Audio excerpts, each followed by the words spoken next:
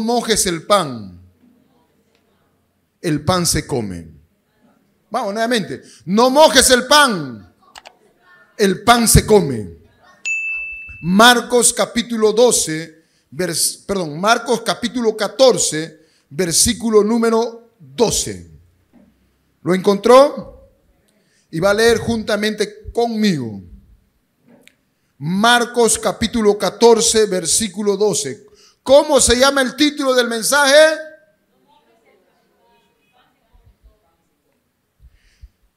El primer día de la fiesta de los panes sin levadura, cuando sacrificaban al Cordero de la Pascua, sus discípulos le dijeron: ¿dónde quieres que vayamos a preparar para que comamos la Pascua? Diga Pascua. La Pascua tiene una implicancia poderosa. Cuando lo vemos del ámbito, en este episodio, iban a celebrar la Pascua, dice. Y para los judíos, según Éxodo capítulo 12, solamente ahí lo dejo, no lo vamos a leer, refiere el acontecimiento histórico en donde Israel es liberado del yugo de esclavitud de Egipto. Entonces, ¿qué es la Pascua para los judíos? Es el tiempo, es el episodio en donde vino la liberación de Israel del yugo opresor de Egipto. Amén. Y ellos lo celebran, hermano, como un día de liberación. Eso es para los judíos la Pascua. Para nosotros los cristianos, nuestra Pascua significa el paso en donde salimos de la esclavitud del pecado y de la vida mundanal a una vida en la plenitud con Dios, basada en el amor grande de Dios a través de Jesús, que se hizo carne y asumió la responsabilidad de llevar el pecado de toda la humanidad y redimirnos del pecado, librándonos y dándonos una vida transformada cuando nos arrepentimos de nuestros pecados y nos rendimos a Jesús. Nuestra Pascua es Jesús, porque es Jesús que nos saca de la esclavitud del pecado y nos lleva a la libertad gloriosa. Eso es para los cristianos la Pascua. Y justo era el día en que se iba a celebrar la Pascua. ¿Cuánto me entiende? Estamos en Marcos capítulo 14. Amén. Y en el versículo 18, cuando se sentaron a la mesa, mientras que comía, dijo Jesús: de cierto os digo que uno de vosotros que come conmigo me va a entregar. Dios mío. Versículo 19. Entonces ellos, los discípulos, los apóstoles que estaban ahí, comenzaron ¿a qué? A entristecerse, porque era letal lo que estaba diciendo. Jesús el maestro dice: uno de ustedes me va a entregar. Santo. Es como que estamos acá en el ayuno y yo digo: uno de ustedes me va a traicionar. Dios mío, santo. ¿Cuánto me entiende? Y ahí estaba Jesús.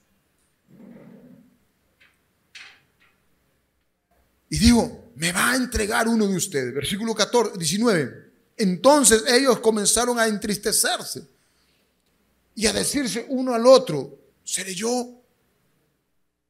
El otro: ¿seré yo? ¿Quién va a ser?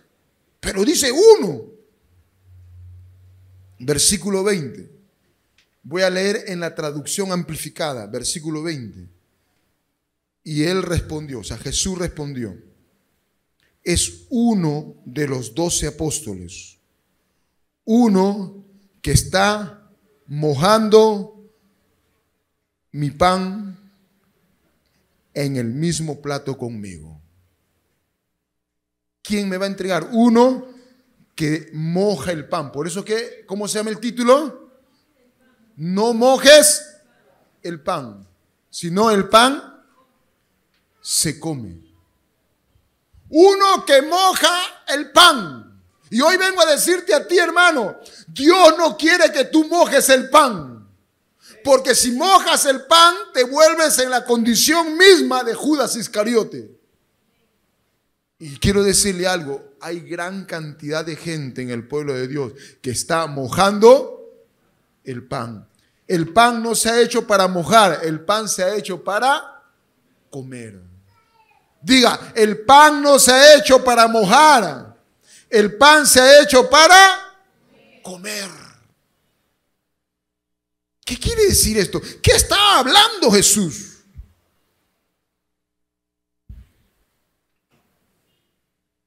¿Y de quién estaba hablando Jesús? De Judas. ¿De quién? De Judas. ¿Qué hizo Judas cuando mojó el pan y no lo comió? ¿Qué había en Judas? ¿Qué quiere decir mojar el pan y no comerlo? Judas manifiesta esa condición que tiene que ver con mojar el pan y no comerlo. Primero, vamos a encontrar la radiografía de Judas. ¿Por qué Judas no comía el pan sino solo lo mojaba? Vamos al Evangelio de Juan, capítulo 12. Evangelio de Juan, capítulo 12. ¿Lo encontró? Y vamos a ir al versículo 3. Mire, ¿cómo es cuando ese espíritu de Judas de no querer comer el pan, de mojar el pan? Entonces, Juan 12, capítulo 12, versículo 3. Entonces María tomó una libra de perfume, de nardo puro, de mucho precio, y ungió los pies de Jesús y los enjugó con sus cabellos, y la casa se llenó de olor de perfume. Versículo 4. Y dijo uno de sus discípulos. ¿Quién era ese discípulo? Judas. ¿Qué había hecho Judas? Había mojado el pan. Y dijo Judas, el Iscariote, el que lo había de entregar, el traicionero. ¿Sabe qué es mojar del pan? Es tener un espíritu traicionero. ¿Cuánto me entiende? ¿Sabe qué es mojar el pan? Es tener un espíritu traicionero. Una persona que no se puede confiar. Una persona de doble cara. Está, hola hermanito, hola pastor, hola Fernandito. Y por estar, ese es el que está mojando el pan. Ese es un traicionero. Cuídate, hermano. Dios mío, ¿cuánto me entiende? Hay hijos traicioneros. Su papá le da todo, hermano, se esfuerza todo y está, ay, que mi papá, ese viejo desgraciado, ese viejo que me para hablando, y que la cama que acá, ya, traicionero.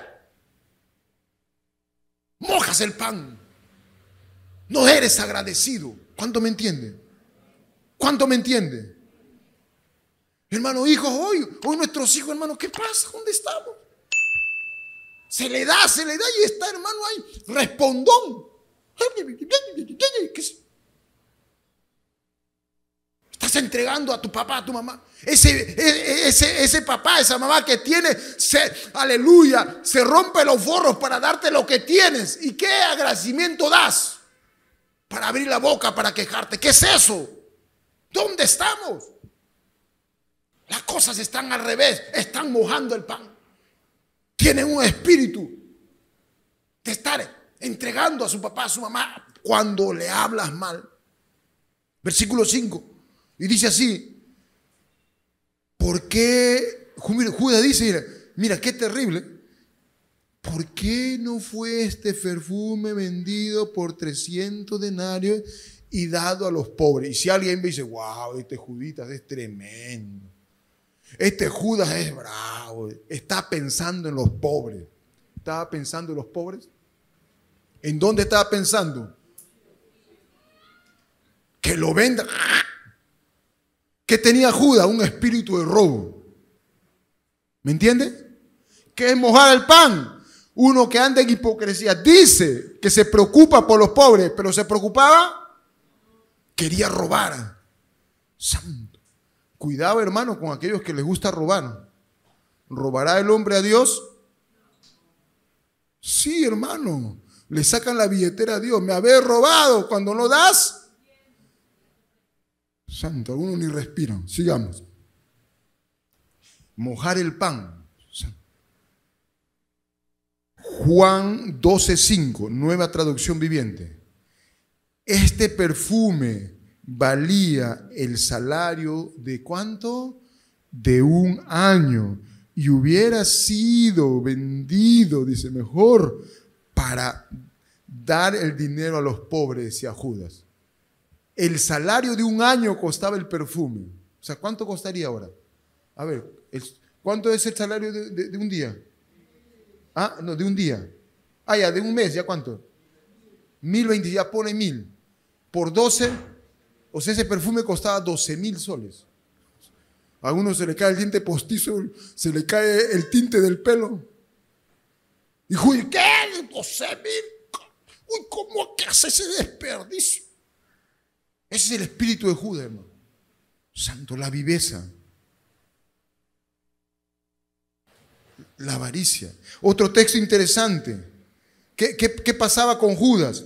¿Sabe qué? Al decir eso, estaba menospreciando lo que esta mujer con tanta devoción había hecho por el Señor. ¿Cuánto me entiende?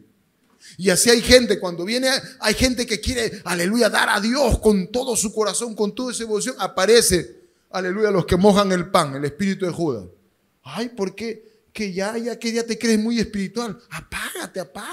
¿Qué? Piensa en tus hijos. Piensa que esto, ¿cómo que vas a dar a la iglesia? El espíritu de Judas. El pan no se moja, el pan se come. Este mismo episodio, Mateo 26:8. Mateo 26:8. Dice así.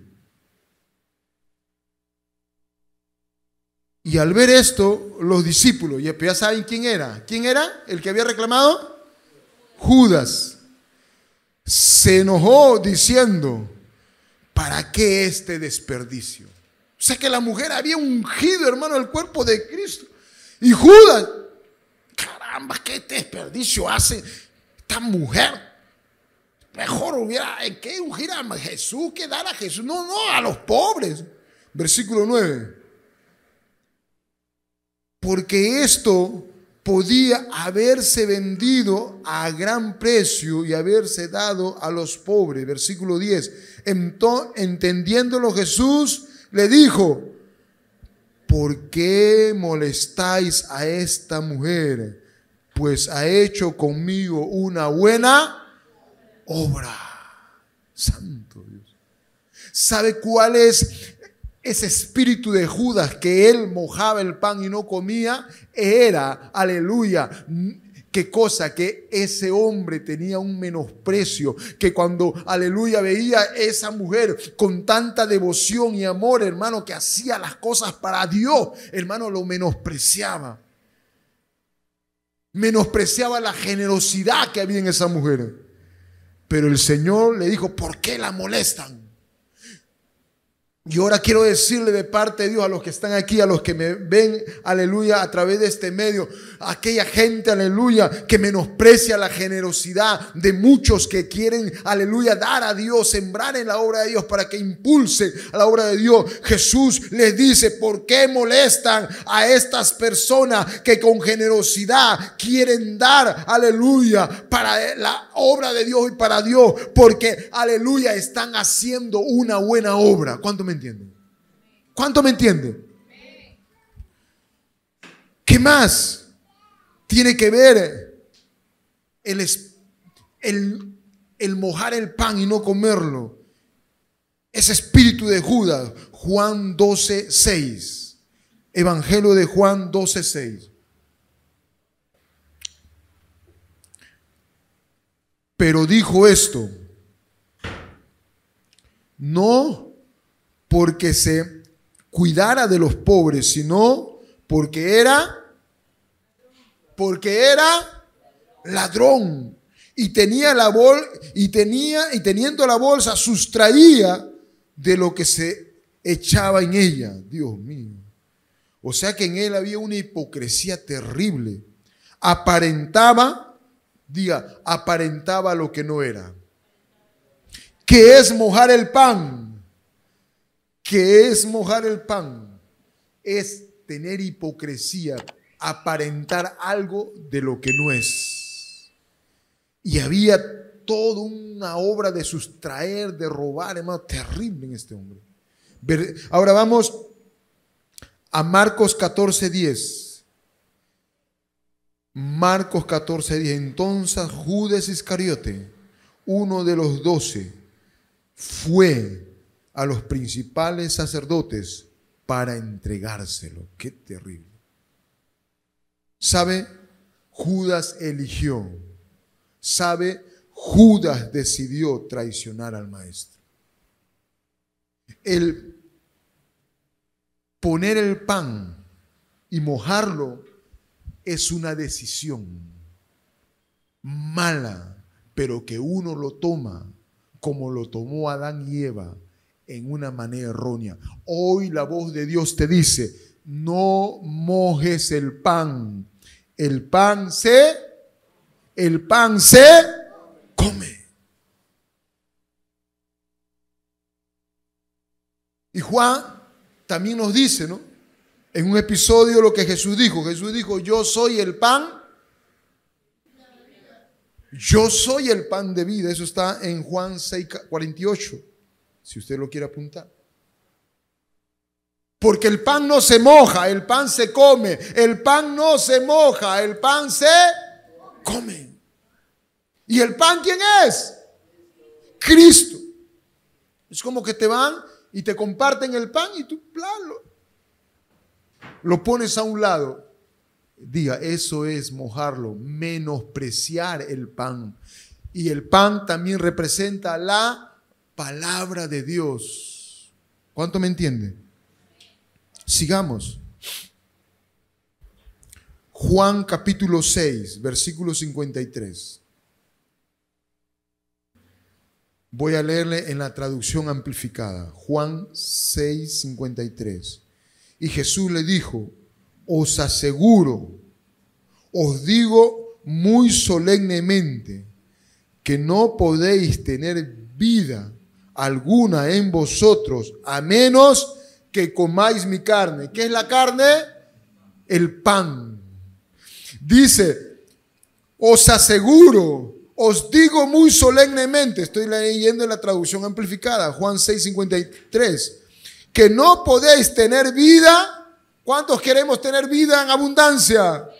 Jesús dice, no podéis tener vida alguna en vosotros a menos que comáis mi carne, a menos que comáis el pan. Wow. ¿Cuánto me está entendiendo? Y bebáis la sangre, a menos que os apropiéis de su vida y de la salvación mérito de su sangre. ¿Qué es comer el pan? Es apropiarse de esa palabra. ¿Cuál? La palabra de Dios. Diga, el pan es la palabra.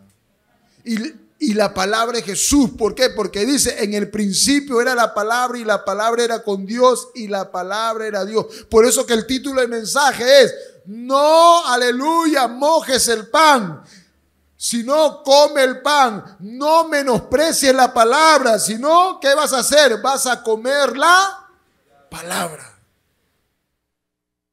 ¿De qué Dios ha estado hablando últimamente? ¿De qué ha estado Dios hablando últimamente? Ahora la pregunta, ¿estás comiendo la palabra o estás mojando la palabra? ¿Estás comiendo? ¿Estás obedeciendo la palabra? ¿Estás obedeciendo o estás menospreciando, aleluya, la obediencia y estás desobedeciendo? ¿Cuánto me está entendiendo? Y sigue la voz de Dios diciendo, no mojes el pan. El pan se. Vaya a Ezequiel capítulo 3. Ezequiel capítulo 3. Y vamos a ir al versículo 1. Amén. Ezequiel capítulo 3, versículo 1. Y me dijo, hijo de hombre. ¿Qué le dijo? ¿Que qué haga? Que coma lo que hayas. Y comió. ¿Qué comió? ¿Qué comió? No están ahí. Y comió. ¿Sí? ¿Lo tiene? Este rollo, y ve y habla a la casa de Israel. ¿Qué le dijo? Que debe de comer el rollo. ¿Y qué representaba el rollo? La palabra de Dios. ¿Por qué? Porque Dios estaba diciendo, el pan, la palabra no se moja, sino se come. Y Dios le dice al profeta Ezequiel, come la palabra. Y ve y habla. Hermano, mira, ¿sabe cuál es el gran problema tuyo y mío? Es que no comemos la palabra. Y comer la palabra tiene que ver con una acción de aplicar la palabra. ¿Cuánto me entienden? Vivir la palabra. Y Dios le dijo a Ezequiel, mira, vas a comer de este rollo, vas a comer la palabra. Luego que la comas, luego que la vivas, ve y habla. ¿Cuál es el gran problema de la mayoría de gente? Nosotros tenemos la unción del oro. Hola, Cristo sana. Ama a tu esposa y estás peleando con tu esposa. Sé paciente y eres impaciente. No pelees y estás peleando. Pero nosotros somos, hoy sí, ¿no? Oh, Manolito, no pelees. Y uno, ay, caray, con la esposa. Fernandito, no tengas malos pensamientos, y uno está teniendo malos pensamientos. ¿Qué quiere decir? Come la palabra, diga, vive la palabra. ¿Por qué? Porque el pan, la palabra, no se moja, sino se come. En otras palabras le dijo al profeta, mira, tú vas a comer la palabra, vas a vivirla, y luego que la vives, ve y habla, porque tendrás autoridad, porque nosotros no traemos una información, sino traemos, Señor, amados míos, traemos una, aleluya, experiencia que hemos tenido y transferimos vida por lo que vivimos. ¿Cuánto me entienden? Versículo 2. Y dice el profeta Ezequiel, abrí mi boca. ¿Está usted ahí? Capítulo 3, versículo de Ezequiel. Y abrí mi boca y me hizo comer aquel rollo. ¿Qué era el rollo? La palabra. Y me dijo, hijo de hombre, alimenta tu vientre y llena tus entrañas de este rollo que yo te doy. Y lo comí y fue a mi boca dulce como la miel. La palabra es dulce como la miel. Y luego, versículo 4 me dijo, hijo de hombre, ve y entra a la casa de Israel y habla a ellos con mis palabras. Hermano, mira, hay algo poderoso que, aleluya, se vuelve imparable. Cuando tú y yo, la palabra que representa el pan, lo comemos y está en nuestro vientre que digiere, aleluya. Oh, porque todo lo que tú comes, aleluya, va a tu vientre, a tu estómago. ¿Para qué va? ¿Para nada o para nutrirte? Para nutrirme, para alimentarme de una manera correcta y todo mi cuerpo tenga, aleluya, el funcionamiento correcto. Así es la palabra cuando tú y yo la vivimos. Así es la palabra, aleluya, porque la palabra no está para mojarla, la palabra está para comerla, para vivirla. Aleluya, si Dios te está diciendo tienes que buscar de orar, vengo a orar. Aleluya, Dios ha convocado este ayuno de oración. Aleluya, y gracias a Dios por los muchos que han obedecido, porque la palabra de Dios no es un conocimiento, no no es una sola información. La palabra de Dios se hizo carne, y dice la Biblia, y esa palabra se hizo carne, hablando de Jesús, y habitó su gloria, gloria como el unigénito Hijo del Padre, lleno de gracia y de poder. ¿Por qué? Porque la palabra, cuando se come, aleluya, cuando se digiere, cuando se vive, cuando la aplica, hermano, hay una gloria que te envuelve y te ayuda a poder vencer lo malo que tienes dentro de ti y poderte llevar en victoria. Esa es la palabra de Dios. No es filosofía, no es psicología, no es buenos pensamientos, no son palabras de políticos, sino poder de Dios. Esa es la palabra, hermano. Qué poderoso es eso. Entonces, vemos aquí lo que le dijo, ¿no? Ahora ya le voy a decir por qué Ezequiel decía que él era dulce a su paladar, ¿no? ¿Verdad? Como miel. Pero eso tiene una implicancia. Y el libro de Apocalipsis, ¿quién escribió Apocalipsis? El apóstol Juan. El apóstol Juan era aquel que vio el principio y el fin. Es uno de los apóstoles más trascendentales. Él vio desde el inicio y vio hasta el fin. Por eso su epístola de Juan es una epístola universal. Y él aclara algo que Ezequiel no aclara. Apocalipsis capítulo 10, versículo 9. Y fui al ángel. ¿Sí está? Descendiéndole, dice que me diese el librito. ¿Qué le dio? Un librito. Y me dijo: toma y cómelo. Porque la palabra de Dios no se moja. La palabra de Dios porque la palabra de Dios no se moja, la palabra de Dios se come. Y el ángel le tomó el librito. ¿Y qué era el librito? ¿Qué era el librito? La palabra de Dios. El ángel le dijo: mira, aleluya, toma ese librito, pero aleluya, lo vas a comer. Y aquí aclara algo el apóstol Juan. Y dice, aleluya, toma y cómelo, y te amargará. ¿Qué te va a amargar? El vientre, pero en tu boca será dulce como la miel. Diga que en la boca la palabra de Dios va a ser dulce. En el vientre va a ser amargo. ¿Por qué? Porque no nos gusta obedecer. ¿Cuánto me entienden? Es fácil decir aquí, ¿no?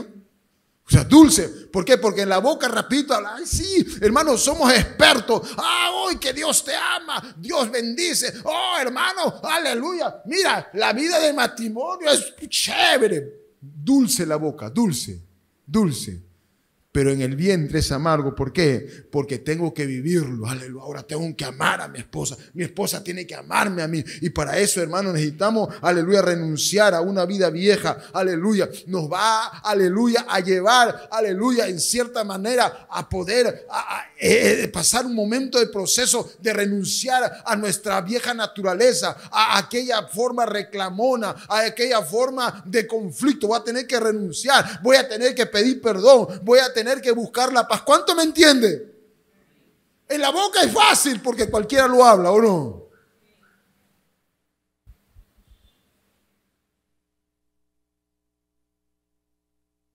Me sorprende algunos predicadores que hablan, sí, que esto del adulterio, todo, después de un tiempo están enredados con otras mujeres. Qué terrible. Diga, en la boca facilito se habla. Facilito se dice. Oh, Jesús es tremendo. Pero pregunto, ¿está tremendo para ti? No, en tu vientre, diga, me va a costar. ¿Por qué? Porque se tiene que procesar. ¿Por qué? Porque tengo que hacer un trabajo. ¿Amén? ¿Cuánto me entiende? Porque no es emoción, es una acción de obediencia. ¿Cuánto me entiende? Por eso que Juan dice, no, en la boca va a ser dulce. Ah, aquí fácil, wow, gloria a Dios, aleluya. Ahora aplícalo. ¿Te va a costar? ¿Te va a costar? Vas a ir a Dios. Te va a costar, sí. Aleluya, vas a pedir consejo. Te va a costar, sí. Vas a poder renunciar a esa forma egocéntrica. Amén. ¿Cuánto me entiende? Cuando comemos del pan y cuando vivimos, o sea, cuando usted come, como le dijo Ezequiel a Juan, usted va a comenzar a vivir la dimensión de Dios por la palabra. Entonces, ¿qué quiere? Decir que la palabra se va a hacer carne en mí. ¿Cuánto me entiende? Y es ahí cuando somos participantes de la naturaleza divina. Es ahí cuando somos participantes ¿de qué? De la naturaleza divina. Y Pedro dice, segunda de Pedro, capítulo 1, versículo 4. Por medio de las cuales nos ha dado preciosas y grandísimas promesas, para que por ellas llegaseis a ser participantes de la naturaleza divina, habiendo huido de la corrupción que hay en el mundo a causa de la concupiscencia. O sea que cuando la gente, aleluya, oye la palabra que representa el pan y lo está comiendo, lo está viviendo, lo está aplicando, hermano, esa persona va a comenzar a desarrollar la naturaleza divina. Por eso que las iglesias de los hechos le llamaban los primeros, a los primeros cristianos, le decían, aleluya, esos son pequeños cristitos porque reflejan a Jesús, aleluya, ya no reflejan el carácter endemoniado que tenía, ya no reflejan, aleluya, esa vieja chancluda que era, ya no reflejan a ese viejo renegón que era, sino a Cristo lleno de amor. ¿Qué pasó? ¿Mojó el pan o comió el pan? Comió el pan, lo vivió, lo atesoró, aleluya, y comenzó a nutrir su espíritu. ¿Y qué comenzó a suceder? Comenzó a participar de esa naturaleza divina, que no es una información, sino es un estilo de vida que se palpa, que se ve, porque eso es lo que Jesús nos enseña. Y Pablo dijo, en mi cuerpo tengo la marca de Cristo y yo soy una carta abierta, leída por todos. Yo sé quién es Dios, pues yo sé, aleluya, que Él me ha transformado, porque ya no vivo yo, mas Cristo vive en mí. ¿Dónde está el problema? Es que no estamos comiendo la palabra, por eso, aleluya, más somos nosotros que Cristo. Y cuando eres más tú que Cristo, entonces sale el carácter endemoniado que tenemos. ¿Cuánto me entiende? Pero Dios quiere hacernos libres. Come la palabra, vive la palabra, aplica la palabra. Pregunto, ¿te va a costar? Pregunto, ¿te va a costar? Pero es lo mejor que pueda suceder. ¿Por qué?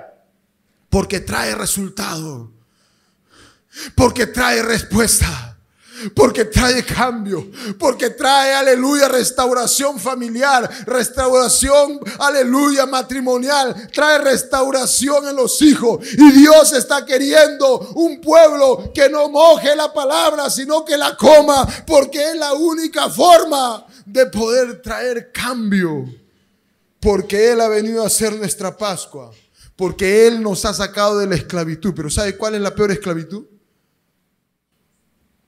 Israel salió de la esclavitud física de Egipto, ¿sí? Dios lo sacó. ¿Me está entendiendo? Pero Israel no había salido de la esclavitud de la mente.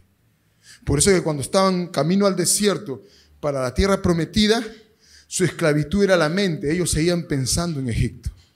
Y hay mucha gente que está dentro de la iglesia. Sí, ya naciste de nuevo, aleluya, ahora ya no vas, aleluya, a esa vida vieja entre comillas, pero en tu mente estás bloqueado, en tu mente estás atrapado. ¿Por qué? Porque hay una esclavitud en la mente, y eso es lo que Dios quiere que tú, aleluya, rompa. Israel había salido de Egipto con Moisés, aparentemente, la Pascua, todo, pero era una cosa física, pero no espiritual, no en su mente estaba cautivo. Por eso paraban siempre litigando como dice, oh Moisés, que esto, oh que Aarón, que esto, que aquí, que allá, y hasta hicieron un becerro y se olvidaron todo lo que Dios había hecho. Mira, aleluya, el pueblo de Israel es el pueblo que vio mayor gloria de Dios, vio el mar rojo que se abrió, vio las señales, las plagas y tanta gloria, hermano. Ellos vieron en el monte que temblaba, fuego caía, era tan tremenda la presencia de Dios, pero ellos estaban esclavos en la mente.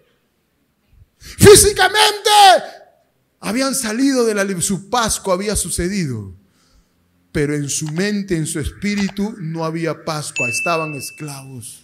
Hoy Dios te dice, Dios no quiere, aleluya, que tú seas libre físicamente, que puedas decir, ahora soy hermano, ahora vengo a la iglesia. Dios quiere la libertad en tu mente, en tu espíritu, porque esa es la mayor libertad que Dios puede hacer en un hombre o una mujer, para que los cambios se den, para que los hogares reflejen, ¿qué cosa?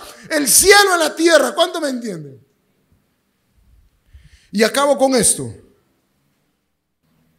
Los corintios era una iglesia donde se movía la gloria de Dios. Vaya a 1 Corintios capítulo 5.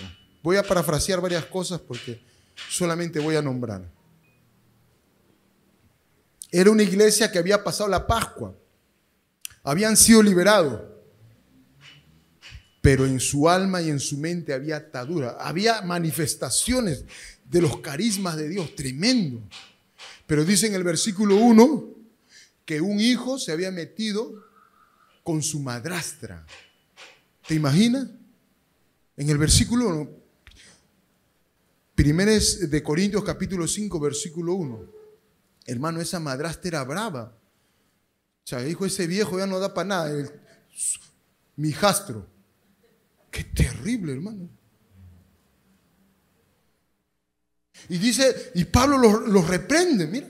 Una iglesia que aparentemente estaba en la Pascua, pero estaba esclava en su mente. Había dones, lenguas, manifestaciones de gloria y todo. Y le dice, y vosotros estáis envanecidos. ¿No debería más bien haberos lamentado para que fuese quitado de en medio de vosotros el que ha cometido tal acción? Ciertamente yo, como ausente en el cuerpo, pero presente en el espíritu, ya como presente he juzgado el tal hecho. Versículo 4. Y en el nombre del Señor Jesucristo, reunidos vosotros y mi espíritu con el poder de nuestro Señor Jesucristo, el tal se ha entregado a Satanás para la destrucción de la carne, a fin de que su espíritu sea salvo en el día del Señor. Versículo 6. No es bueno vuestra jactancia. Digamos alta, no es bueno vuestra jactancia. ¿No sabéis que un poco de levadura leuda toda la masa? ¿Sabe qué había pasado con los de Corintios?